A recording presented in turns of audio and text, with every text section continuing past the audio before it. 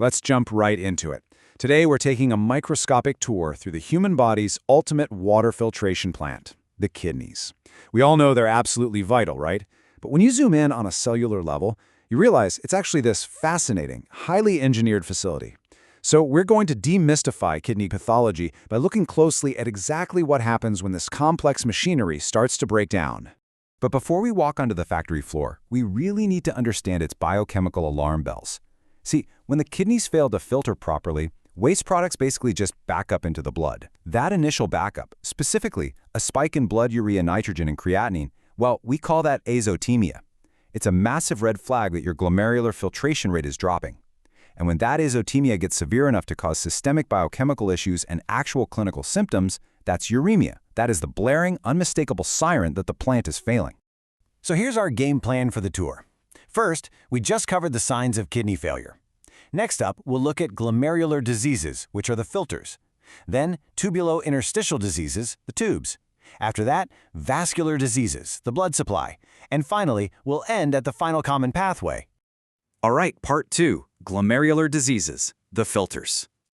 Now, before disease strikes, a healthy filter has this just incredible architecture. Look at the delicate basement membrane and those highly specialized cells called podocytes with their tiny foot processes. It's beautiful, right? This intricate mesh is perfectly designed to let water and small toxins pass right through into the urine, all while keeping vital proteins and red blood cells locked safely inside your bloodstream. It is literally a masterpiece of biological engineering. But what happens when things go wrong and these filters get damaged and leaky? Well, in pathology, this shows up as one of two major clinical syndromes. On one hand, you've got nephrotic syndrome. This is when the filter leaks massive amounts of protein. We're talking over 3.5 grams a day. That leads to severe swelling or edema because you're losing the albumin that normally holds fluid in your blood vessels. On the flip side, we have nephritic syndrome. With this one, the inflammation is so bad that the filter actually leaks red blood cells. That causes hematuria, along with that azotemia we talked about earlier, and high blood pressure. So the really crucial point to remember here is that the causes of these leaky nephrotic filters vary wildly depending on how old the patient is. In kids, something called minimal change disease completely dominates. It makes up about 65% of cases. But switch over to adults, and a much more aggressive condition called focal segmental glomerulosclerosis, or FSGS, takes the lead at 35%. And the visual contrast is wild. Under a standard light microscope, minimal change disease actually looks totally normal. The damage is so slight you literally need an electron microscope just to see that the podocyte foot processes have flattened out. The good news? It's highly treatable. But then look at adults with FSGS. You can see devastating pink scar tissue just completely obliterating segments of the filter. It's a much tougher disease to treat, and it physically destroys the glomerulus. Moving right along to part 3, tubulointerstitial diseases, the tubes. Now that we've left the filters, we're in the drainage pipes, and these are incredibly vulnerable to infection. Enter pyelonephritis. Acute pyelonephritis usually starts as your standard lower urinary tract infection, but then it travels upward, totally flooding the kidney with bacteria and pus-forming neutrophils, creating literal abscesses. Yikes. And if this happens over and over, it turns into chronic pyelonephritis. That constant inflammation leaves deep, uneven cortical scars. The damaged tubes shrivel up and fill with these thick, glassy casts that make the kidney tissue look strangely like a thyroid gland. Pathologists literally call this process thyroidization. But bacteria definitely aren't the only threat down here.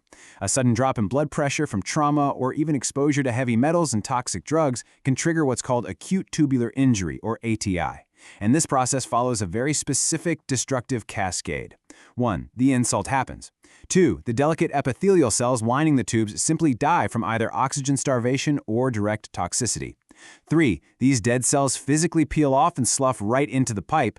And 4, all that cellular garbage clumps together, completely blocking the tube and causing a sudden, very dangerous crash in kidney function.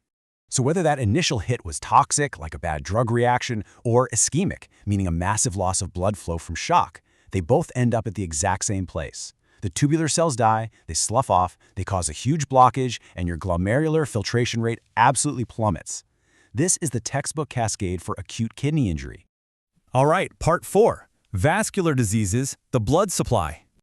Let's talk about the facility's power lines. The most common vascular issue we see is nephrosclerosis. I want you to think of this as the slow, relentless weathering of the pipes.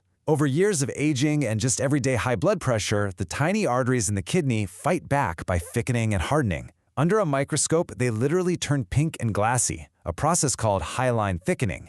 This narrows the vessel, meaning less oxygen reaches the tissue, slowly starving the kidney and causing the whole organ to gradually shrink and atrophy.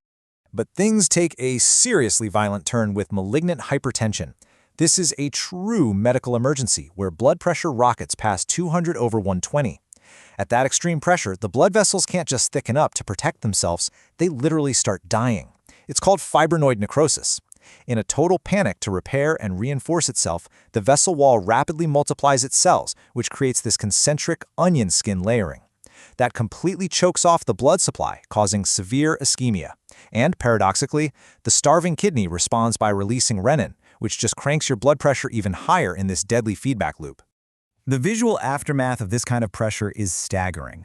When those tiny, dying vessels finally burst under that 200-plus pressure, they bleed directly onto the surface of the kidney. It covers the organ in hundreds of pinpoint hemorrhages. It's incredibly tragic, but pathologists actually refer to this as a flea-bitten appearance. And finally, Part 5, the final common pathway. We have reached the grim destination of our anatomical tour. Remember those beautiful, delicate filters we looked at earlier? Well, in an end-stage kidney, you wouldn't even recognize them. Using a specific stain, fibrous scar tissue shows up as this dense, stark blue color. The glomeruli have been entirely obliterated, totally replaced by these useless blue spheres. The tubes have atrophied, and the entire area is just choked with fibrosis. At this stage, we're looking at chronic kidney disease, or end-stage renal disease. The destruction is so absolute, so widespread, that if a pathologist looks at this tissue, they often can't even tell you where the disease started. Was it the filters, the tubes, the blood pressure? Honestly, it doesn't even matter anymore. The remaining healthy parts of the kidney tried so incredibly hard to compensate for the damaged parts that they literally worked themselves to death. The entire filtration plant has permanently shut down. Seeing the kidney this way, as a highly organized, beautifully complex filtration plant, really shifts how you think about your own body, doesn't it? Given how quietly and efficiently these tiny filters, pipes, and vessels can be absolutely destroyed by everyday high blood pressure, ignored infections, or daily toxins, we have to ask ourselves a pretty crucial question.